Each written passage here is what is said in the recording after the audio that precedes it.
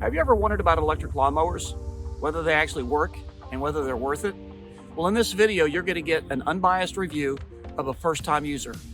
Hey everybody, this is Rodney Forbes with Woodstock Homes and Lifestyle and eXp Realty, your go-to guide for real estate and everything about living and playing in and around our hometown of Woodstock, Georgia. So here we go.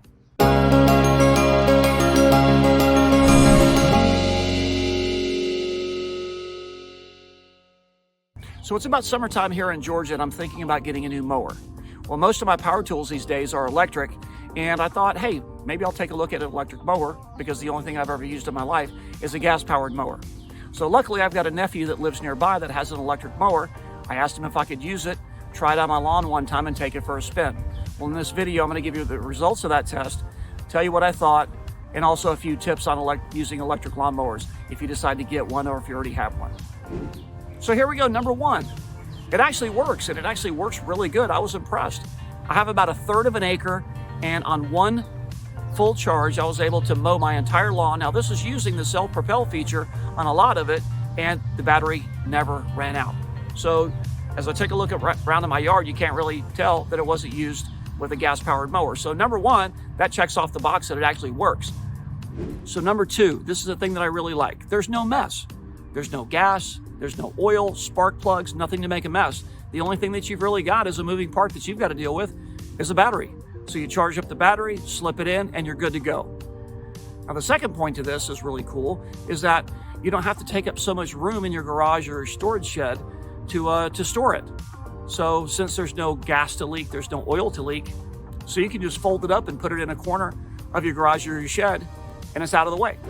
And by the way, comment below if you've got an electric mower, if you're thinking about it, and tell me what you like, tell me what you don't like. So number three, it's got a really, really simple design. And I'm gonna pan around here.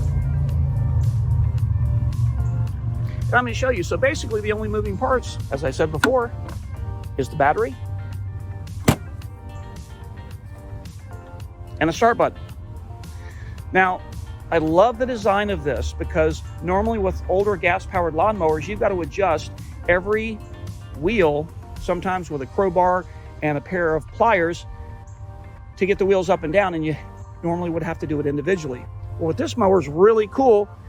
All you do, press a button, push down, lift up, there you go. There's your height adjustment. I really, really like that. Now, here it is, the last thing that I really, really like about this mower. So again, all you do, charge up the battery, put it in, come over here, press the button.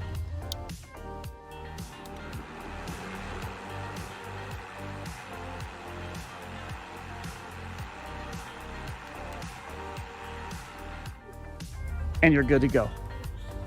And the reason that's my favorite thing is because now my wife doesn't have any excuses of why she can't mow the lawn herself. So there you go. There's my honest review of electric mowers. Now, a couple of tips that I learned.